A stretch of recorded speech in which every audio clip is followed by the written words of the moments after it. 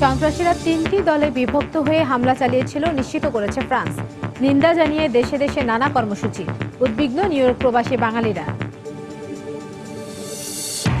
জলবায়ু পরিবর্তনে দায়ী দেশগুলোর কাছ থেকে অর্থ আদায়ে সব দেশকে একসঙ্গে কাজ করার আহ্বান প্রধানমন্ত্রীর। ঢাকায় দুদিনব্যাপী উন্নয়ন ফোরামের সভার উদ্বোধন। নারী ও শিশু নির্যাতন দমন ট্রাইব্যুনালে ঝুলে আছে হাজার হাজার মামলা। দুর্ভোগে বিচার প্রার্থীরা। রাষ্ট্রপক্ষের আইনজীবীদের দক্ষতা নিয়ে প্রশ্ন।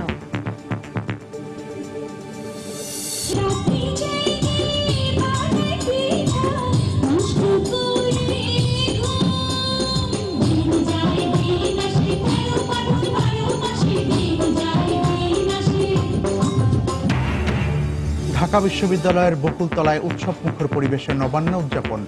নাচ গান ও পিঠাপুলির আয়োজনে মাতোয়ারা নগরবাসী।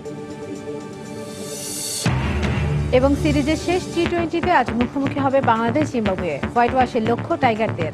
সিরিজে অন্তত একটা জয় চায় সফরকারীরা।